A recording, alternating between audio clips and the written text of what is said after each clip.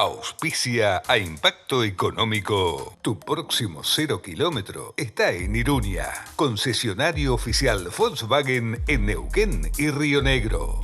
Green Oil Services, servicios oil and gas, hot water oil, operación de pozos sumideros, tratamiento de aguas, pruebas hidráulicas certificadas, asistencia a equipos de torre, instalaciones capilares, cargas líquidas y sólidas. RSB.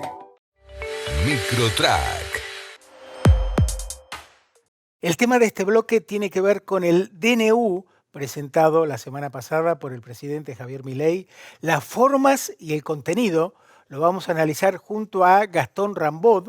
Es abogado, además de ser un excelente profesional, es una persona con una gran capacidad intelectual que valoro mucho. ¿Cómo estás, Gastón? ¿Qué tal, Daniel? Muchas gracias y gracias por la invitación también.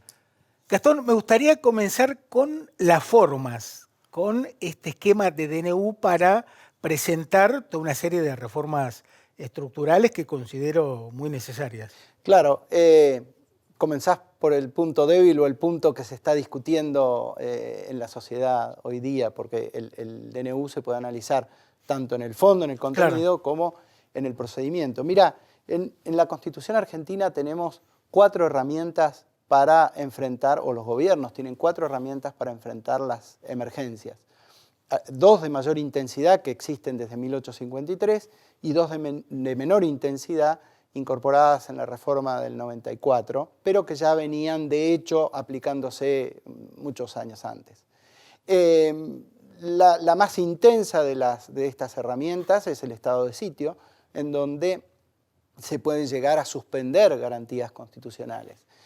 Otra forma, otra herramienta es la intervención federal, que es localizada geográficamente sobre una provincia, cuando allí no se garantizan los principios de la Constitución.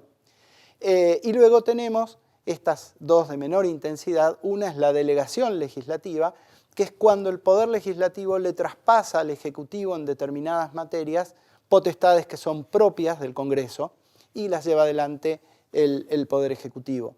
Bueno recordar que durante los últimos gobiernos, desde 20 años, 25 años, se ha gobernado bajo este régimen de emergencia y delegación legislativa. Es decir, el Ejecutivo, tanto la época de Menem, Duhalde, Kirchner, la señora de Kirchner y Fernández, han gobernado ejerciendo potestades legislativas a partir de la delegación de potestades del Congreso al Ejecutivo.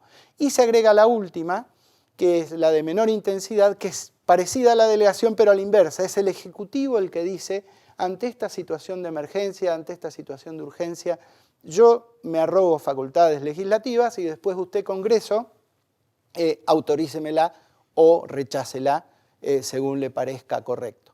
Y a esta última herramienta es a la que ha acudido el presidente con el decreto 70 de este año, del miércoles pasado.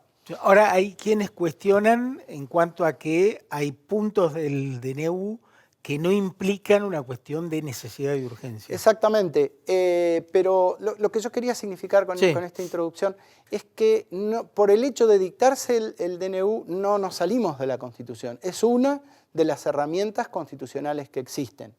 A partir de ahora, entonces, hay que analizar si el contenido de ese DNU se ajusta a los requisitos constitucionales. Uno es meramente procedimental, que esté en acuerdo de ministros y con la firma del jefe de gabinete, eso está. La otra es que no se exceda en la materia, es el otro límite, que es controlable judicialmente incluso, es decir, que no trate temas tributarios, que no trate temas de partidos políticos, electorales o penales. Eso aparentemente está, por lo menos de la lectura que yo he hecho, entiendo que se cumple, y la materia que incluya estos temas son la materia de las leyes que se estarían enviando al Congreso en estos días. Eso va por ley, porque no puede ser materia de DNU. Y la otra cuestión, que es la cuestión más discutible y entiendo yo más difícil para el gobierno defender este decreto, es si existe la justificación de razonabilidad para su dictado. Es decir, esta cuestión de que para el contenido del decreto no era posible esperar los trámites ordinarios del Poder Legislativo. Esta es la clave de la discusión y yo entiendo que leyendo los considerandos del decreto lo que se ha entendido es que la situación económico-social de la Argentina ha llegado a un colapso tal que es necesario el dictado o la modificación y derogación de una serie de leyes, son 200, 300 leyes, para comenzar de nuevo una organización social distinta. Y acá es donde entra a jugar algo que todavía yo no lo he escuchado mucho, pero que a mí me parece que es lo que le permitiría al gobierno de algún modo defender el decreto, y es esta discusión que se dio durante la campaña política y que el presidente optó por un camino, que es esto del gradualismo o shock.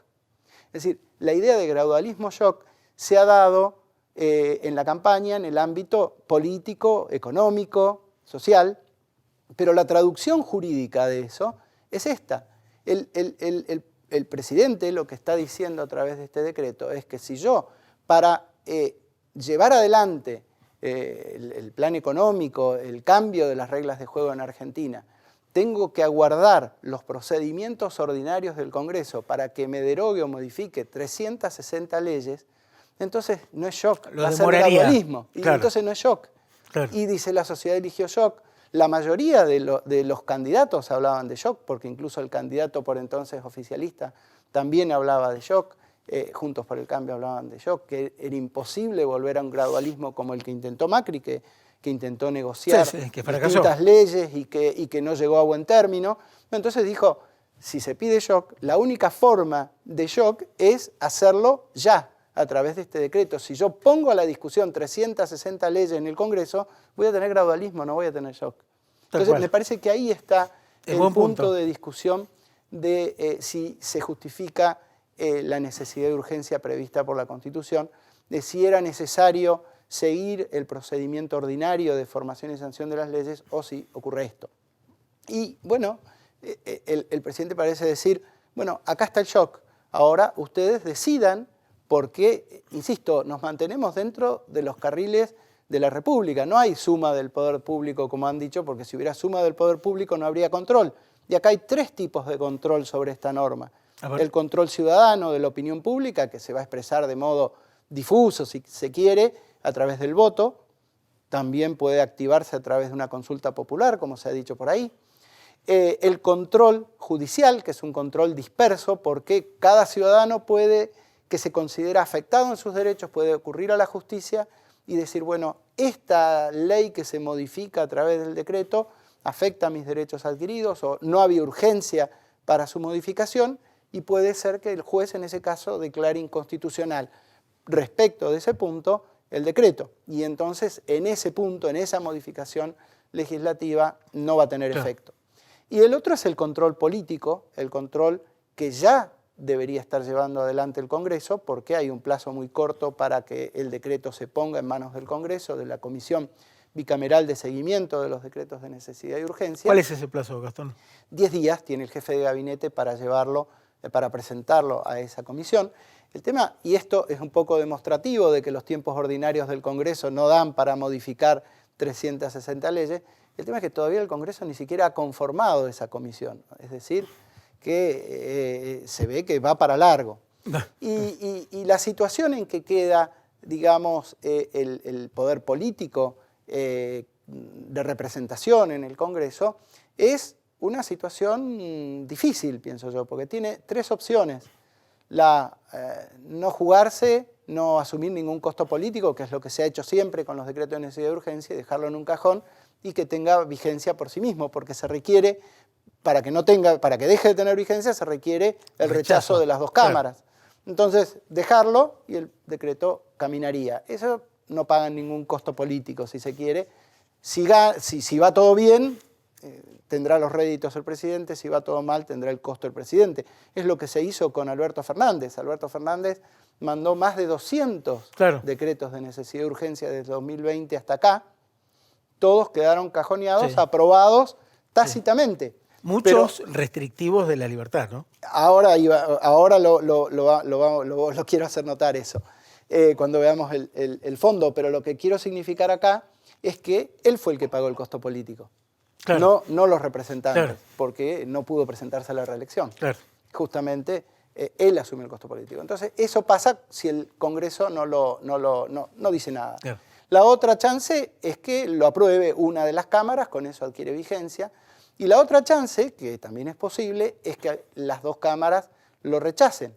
En tal caso, están también en una situación difícil porque el gobierno automáticamente va a decir, bueno, a mí la sociedad me pidió shock, se debatió esto, gradualismo shock. Se anunció. Mando el shock y ustedes me lo impiden. Entonces, bueno, no se quejen después cómo va la cosa. Claro. Gastón, ¿a partir de cuándo entraría en vigencia el DNU? Eso es otra de las cuestiones que se puso en consideración. Como el DNU no tiene fecha de vigencia, es el plazo común al 8º día desde su publicación, que entiendo se cumpliría pasado...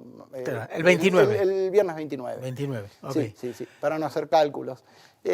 Sí. Ok, Gastón, en cuanto al contenido, a la esencia del DNU. Bueno, ¿tu yo sé que opinión? estamos con poco tiempo, así que voy a dar dos elementos que yo veo muy sintomáticos, ¿no? Del decreto, de la política, de las posiciones de cada uno.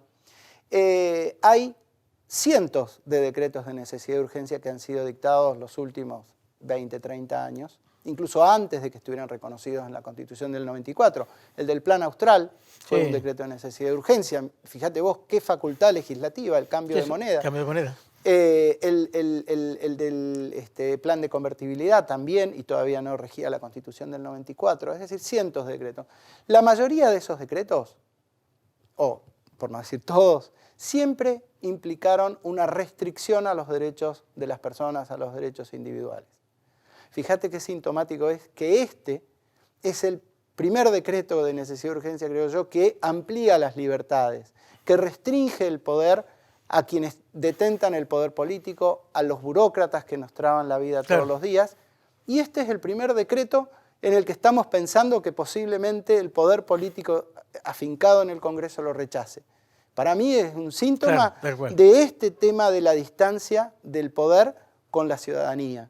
El poder y quienes son satélites del poder, ¿no es cierto? Empresarios, sindicatos, corporaciones, etcétera, son los que se están oponiendo y motorizando esto porque atacan la forma, pero en realidad lo que no quieren es el contenido. El contenido, claro. ¿Por qué? ¿Por qué pasa esto? Porque uno lo lee y claramente se liberan las potencialidades humanas y uno no va a depender de las autorizaciones diarias de un político, de un burócrata. Hoy lo escuchamos hace un par de días al gobernador de Neuquén. No se preocupen, en Neuquén están protegidos. Claro, en Neuquén no anda un perro vagabundo por la calle si antes 5 burócratas no le dieron la autorización. Claro. Es así, ¿no es cierto? Bueno, funciona así nuestra sociedad. Sí, preocupante que, a mi juicio, que el gobernador no encontró ningún aspecto positivo, ¿no?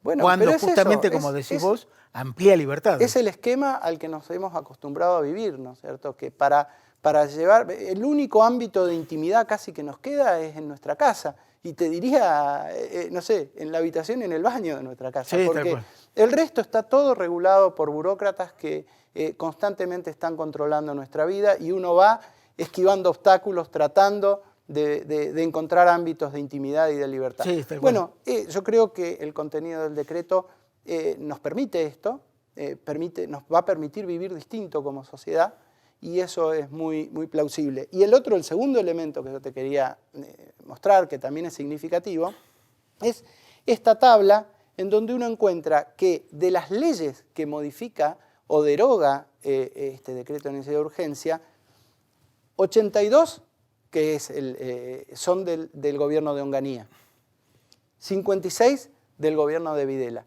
El resto, ¿no es cierto?, son menos. Bueno, hay del gobierno de Perón, hay varias.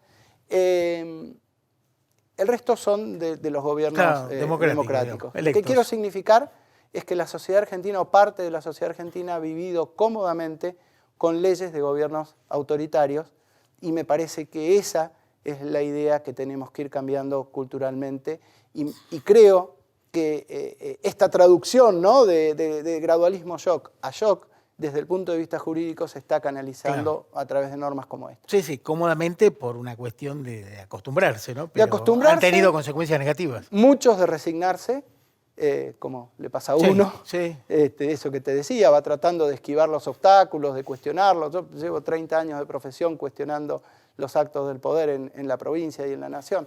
Pero bueno, uno también se resigna porque si no, es imposible vivir en el sistema que tiene. Y otros por conveniencia. Estos satélites del poder es por conveniencia. Uno escucha a la farmacéutica, uno escucha empresarios, calendarios. Las obras sociales a los sindicatos se las dio Onganía. Claro. Y no solo que les dio las obras sociales, sino que después, como las personas, los adultos mayores, eran una carga económica muy fuerte, se lo sacó y le dijo, bueno, creo el PAMI y yo como Estado me voy a ocupar de ellos, ustedes ocúpense de los jóvenes. Entonces, eso es lo que aparentemente se querría cambiar. Claro. Gastón, se nos fue el tiempo, te doy un saldo a favor para el 2024. Igualmente, felicidades. Gracias por tu aporte, feliz año. Auspicia a Impacto Económico. Con más de 20 años de experiencia, nuestro aprendizaje potencia las oportunidades de inversión y minimiza el riesgo. Somos la elección para tu inversión en un producto inmobiliario. Capitaliza en inmuebles y aumenta tu renta. Invertí con ASPA.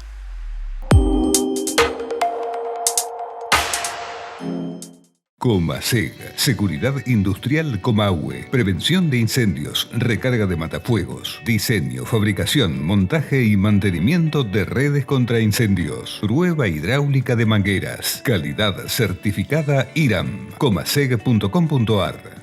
Somos un equipo de empresas que colaboran entre sí para generar soluciones de ingeniería, tecnología de la información, inspección de obras, capacitación y management. Cluster CIAR, el equipo que lo hace posible.